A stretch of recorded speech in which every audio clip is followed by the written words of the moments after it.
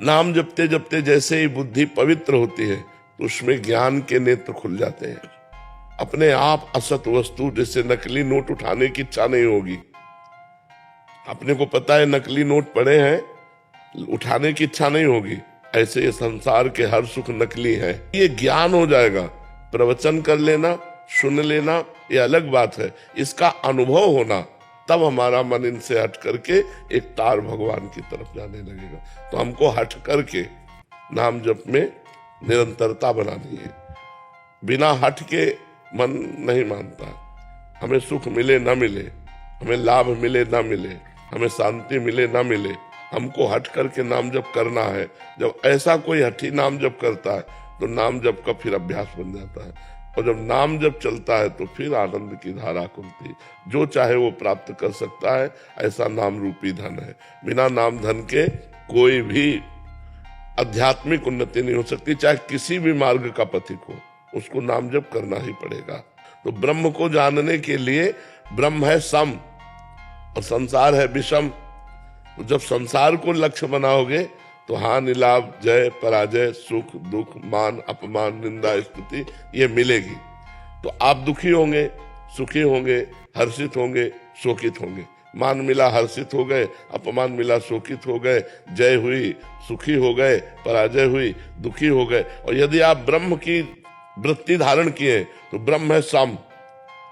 आप सुख में भी सम और दुख में भी सम, क्योंकि आपको दोनों को पता है दोनों ये नाशवान है। सुख भी नाशवान है और दुख भी नाशवान है। यहाँ की जय भी पराजय है और पराजय भी जय है। इनका कोई अर्थ नहीं है। आप चाहे जितने बड़े पदाधिकारी हो, शरीर छूटा फिर क्या है?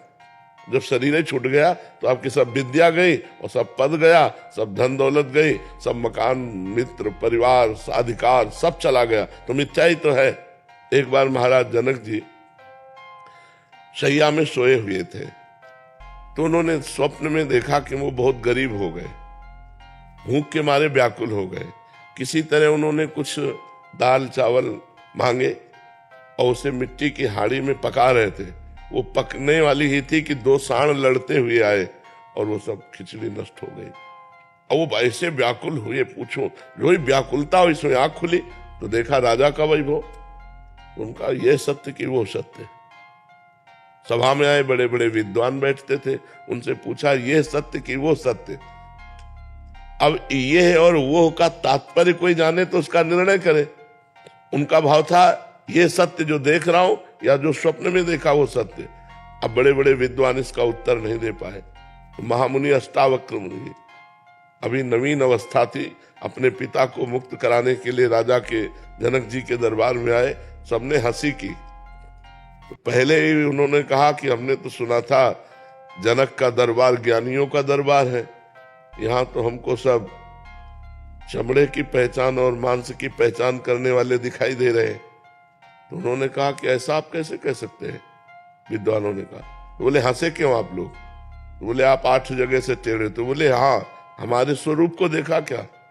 हमारे शरीर को देखा तो शरीर में क्या है? चाम, हड्डी, मांस।